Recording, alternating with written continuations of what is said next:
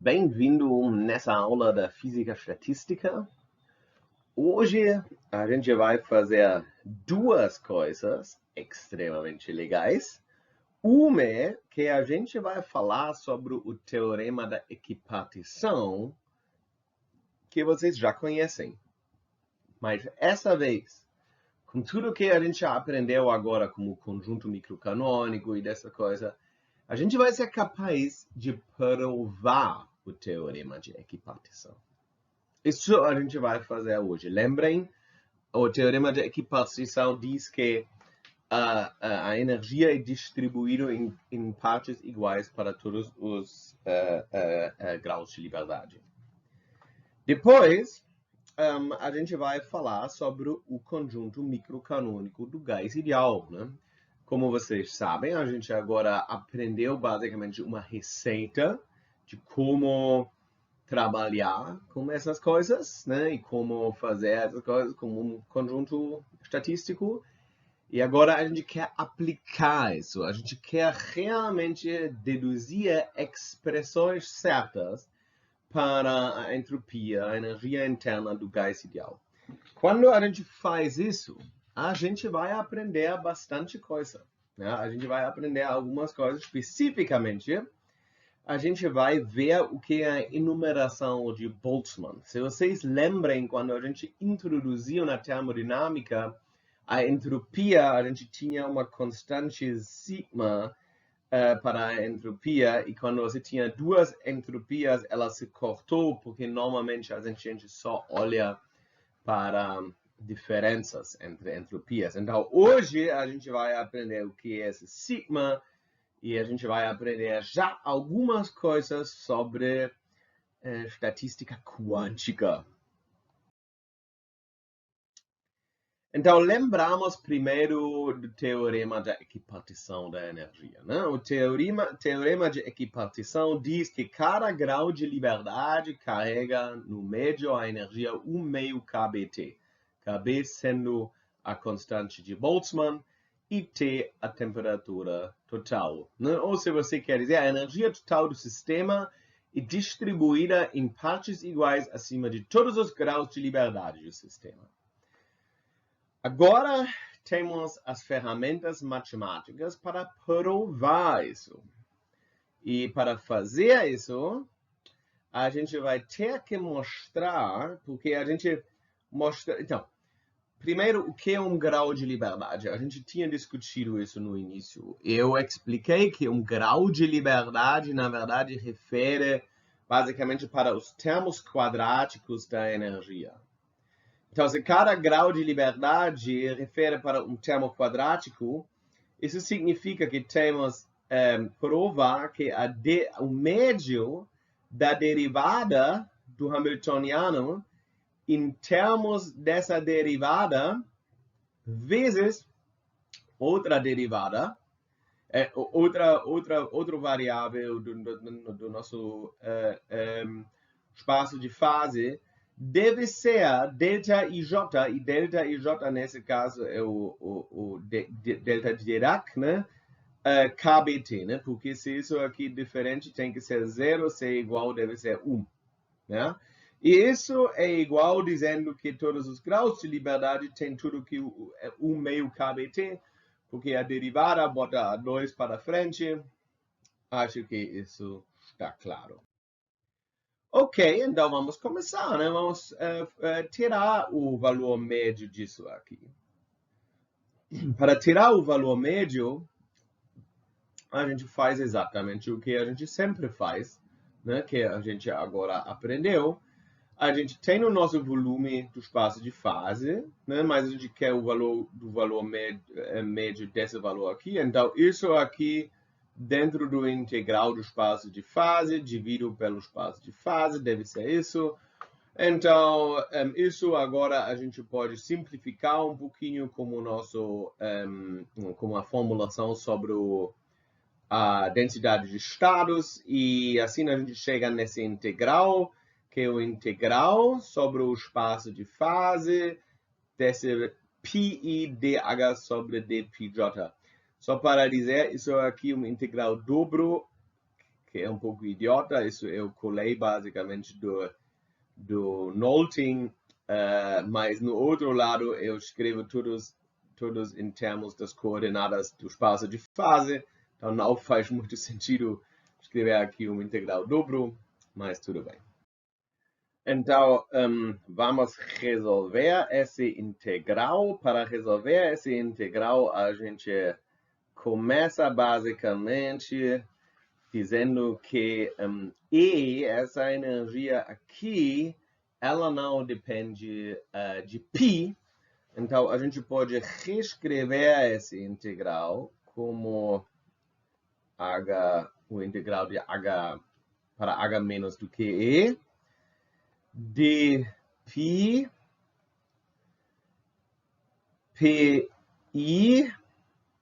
d sobre dpj h menos E, né? A gente pode dizer menos E ou mais E, mas a gente diz menos E. Tem uma razão para isso. Vocês vão ver em um segundo por quê. Ok, e agora vamos fazer, vamos dar uma olhada. Isso aqui seria basicamente, então a derivada disso vezes disso aqui seria obviamente por causa da regra do produto. Isso aqui vezes era essa derivada vezes a derivada disso em termos disso. Então isso aqui a gente pode reescrever como integral de h menor do que E d2sπ. E agora eu reescrevo isso aqui como d sobre dpj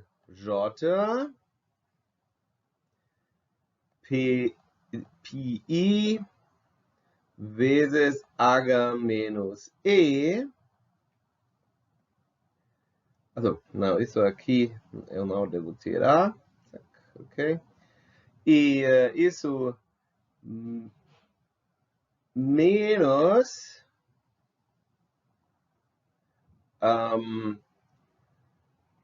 h menos E vezes dpi sobre dpj. Ok? Isso agora basicamente, isso aqui é lógico. Ok, então na base disso,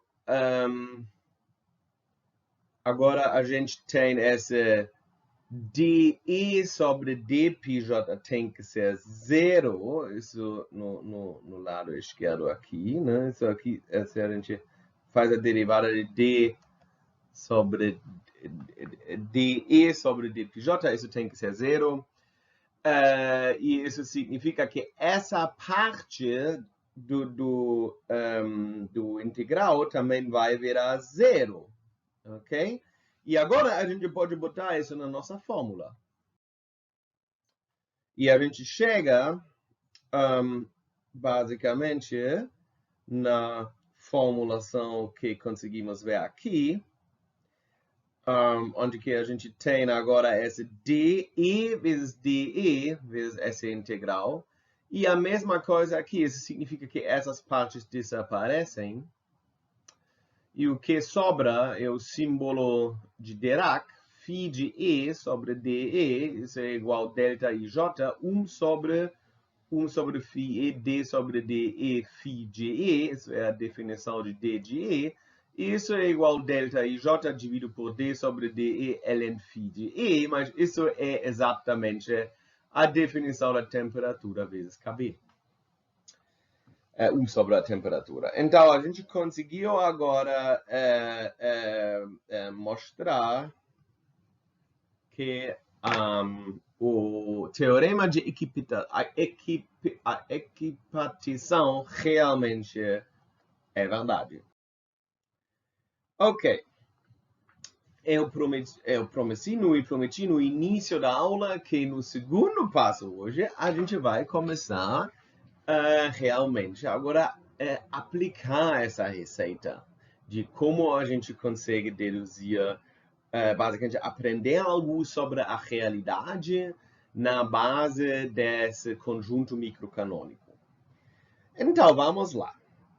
Então, é óbvio que a gente sempre começa com o gás ideal, porque o gás ideal, o paramagneto ideal são os sistemas mais simples que temos.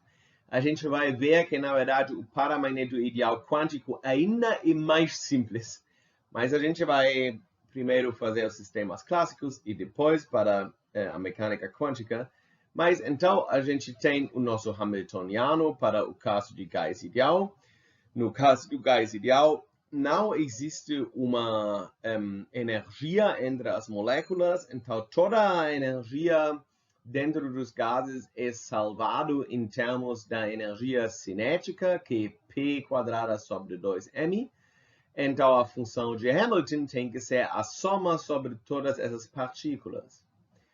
Mas, como eu falei, o conjunto microcanônico trata de sistemas isolados. Isso significa que a gente não tem troca com a energia de fora. Por causa disso, a gente tinha que introduzir essa delta, né? essa camada de energia.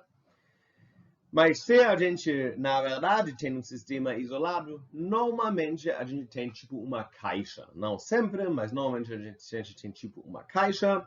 Isso significa que as partículas não podem sair dessa caixa. Isso dá uma limitação para as coordenadas generalizadas Q, porque as coordenadas generalizadas Q não podem existir fora da caixa. Isso significa que o potencial tem que ser zero dentro da caixa. Eu botei L como o tamanho da caixa, então se o módulo de QI é menor do que L sobre 2, isso significa que todas as partículas estão dentro da caixa, que seria, que seria uma caixa cúbica, né? Isso aqui seria L, L, L. E para uma partícula fora dessa caixa seria um potencial infinito, e assim a gente consegue realizar o caso de um sistema isolado mesmo.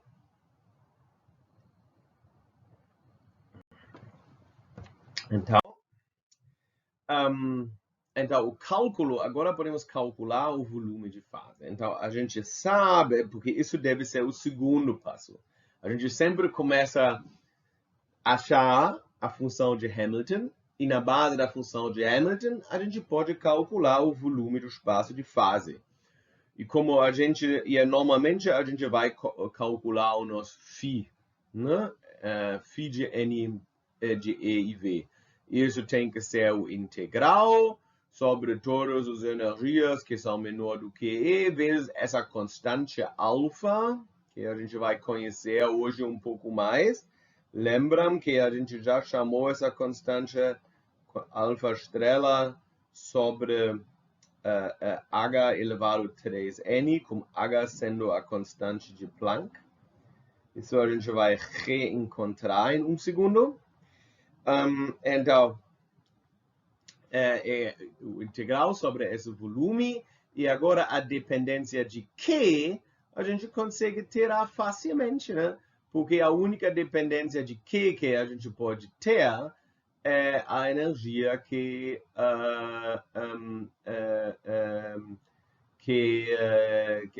as partículas não podem existir fora da caixa.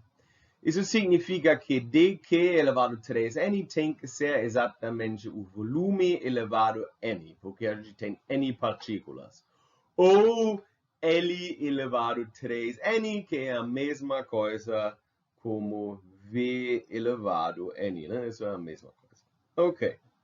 Então, só falta essa coisa aqui. Isso tem que ser uma esfera, né? E essa esfera deve ter um raio que a gente pode determinar com o Pitágoras, né? A nossa condição para o integral é que o raiz de P1 quadrada mais P2 quadrada mais P3 quadrada, até P3n quadrada é menor do que a raiz de 2me, né? M sendo a massa das nossas partículas, e a energia aqui. Então, isso significa que o volume descrito por uma hipersfera como raio raiz de P1² mais P2², blá, blá, blá, que é exatamente 2ME.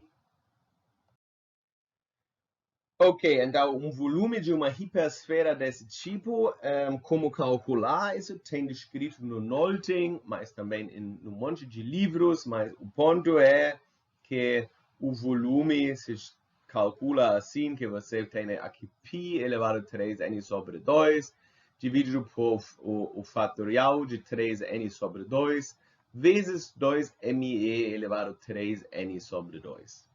Ok? Então, isso a gente pode simplesmente agora botar na nossa fórmula.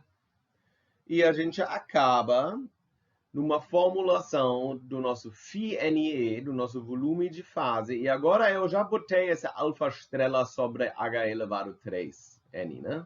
Eu já botei. Isso é a constante de Planck mesmo, de novo. E agora, a nossa fórmula favorita, que para sempre vai ser a equação de Stirling, vai ajudar para escrever isso aqui, para calcular direto a entropia, porque lembrem que a entropia é a constante de Boltzmann vezes o logaritmo do espaço de fase. E isso agora é relativamente trivial, né? Então vamos escrever isso mais uma vez. S igual KB ln φ. E assim a gente consegue agora descobrir uma fórmula para a entropia. E a gente consegue ver que isso é uma soma de duas partes. A segunda parte tem muitas dependências aqui, o número de partículas, o volume, a energia e tudo isso. E a primeira parte é a constante de Boltzmann vezes ln alfa estrela. Agora, essa alfa estrela é um pouco estranho. Por exemplo, a gente gostaria de botar alfa estrela 1. Nesse caso, o logaritmo desaparecesse. Então, aqui só tivesse a entropia, não tivesse essa parte aqui. E aqui a gente tem NKB, blá, blá, blá, essa coisa aqui dentro. Mas lembram que a gente assumiu que a entropia deve satisfazer a relação de homogeneidade. E isso não pode ser o caso aqui, né? Isso automaticamente é o caso se você simplesmente compara isso aqui com essa condição. Isso é o caso, sim, para alguns dessas variáveis aqui, mas não para todos, né? Por exemplo, se você tivesse escrito aqui lambda n e mais uma vez aqui lambda n dentro, isso criaria uma catástrofe e essa fórmula aqui, essa equação não estaria mais válida. Então, o que a gente faz? Vamos começar para justificar basicamente essa ideia dos conjuntos do conjunto microcanônico, para ver se o que a gente descobre agora do gás ideal é consistente com o que a gente sabe do gás ideal. E se a gente acha uma inconsistência, a gente pode talvez mudar a nossa alfa estrela. Ok? Então vamos começar, né?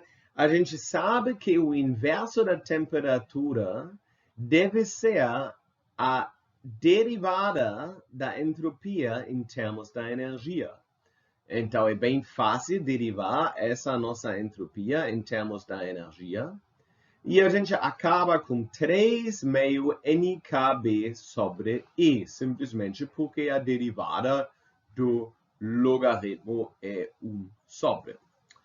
Ok, isso aqui agora é bem consistente com o que se chama a equação calórica do gás ideal.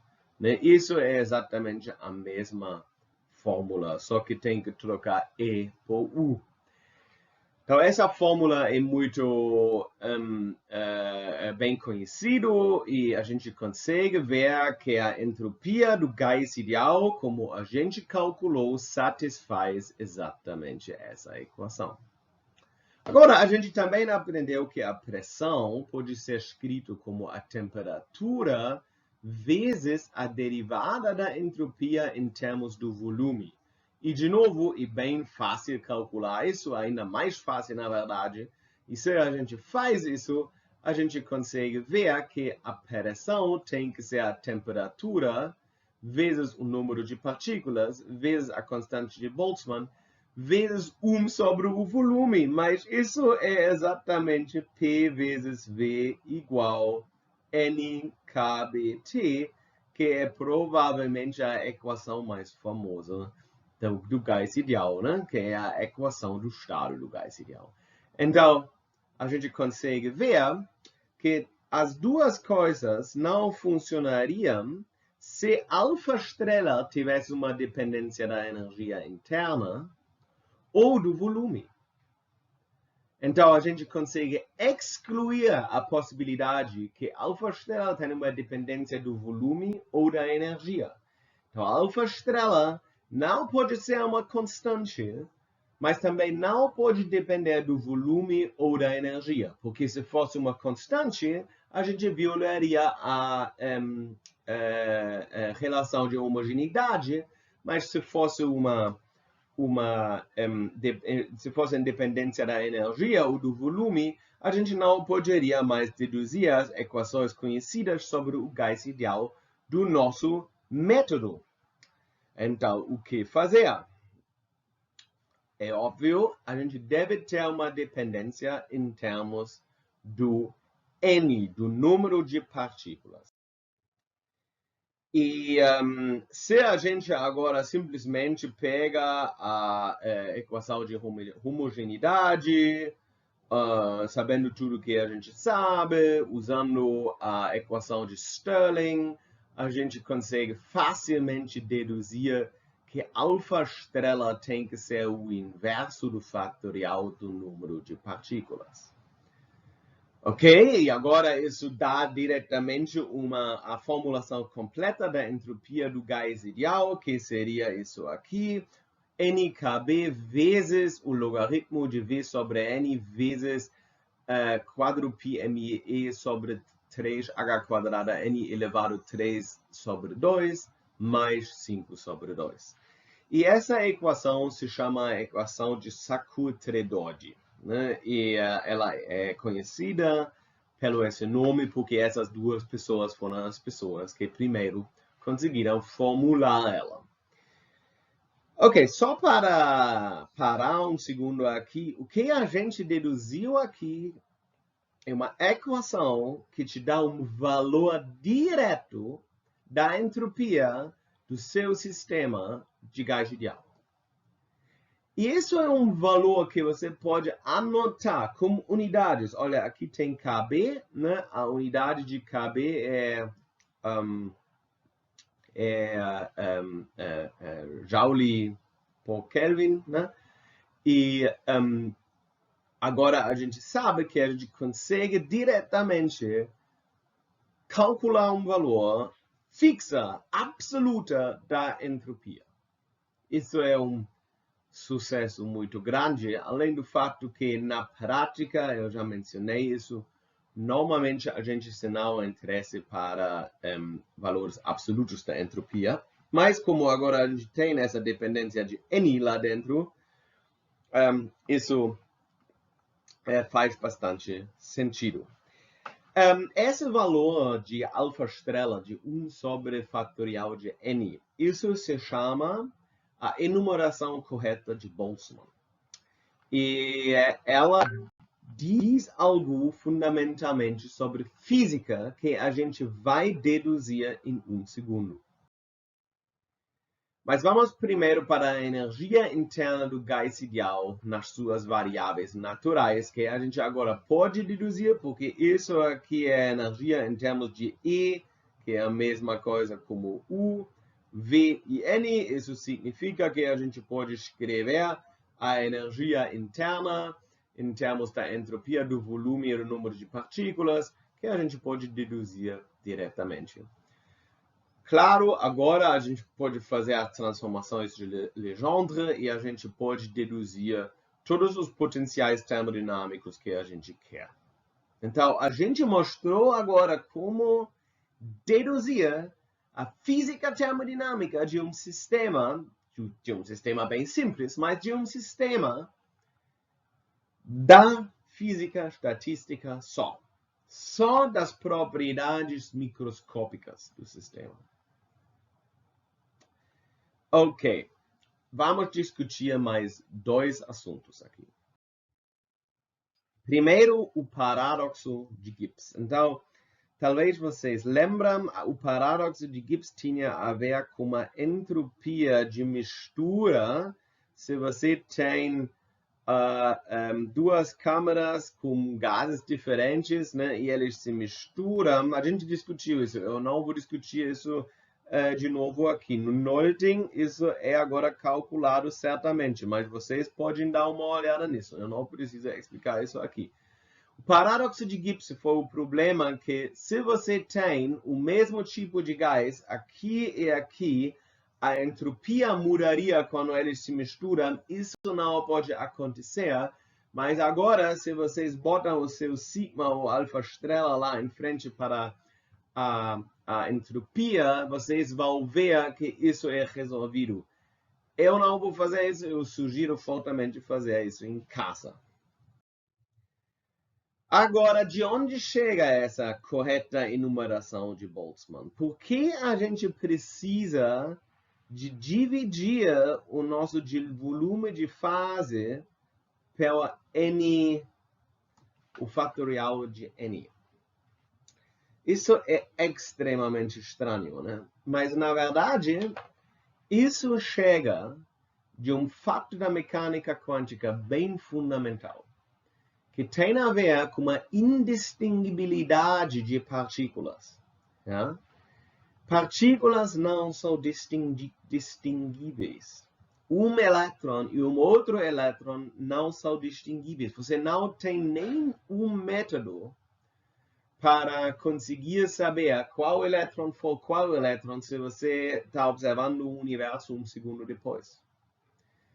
E isso tem a ver com a mecânica quântica, como o fato que a função de onda isso se sobrepõe e tudo isso. Mas o que é importante? O que é importante é que isso significa, se a sua física está correta, e você muda a posição de dois elétrons no nosso universo, a física tem que ser igual. E isso limita o volume do espaço de fase, porque você não quer contar duas vezes o mesmo estado. E por causa disso, você tem que introduzir a enumeração correta de Boltzmann, que é esse n fatorial, que é exatamente o que você tiraria para evitar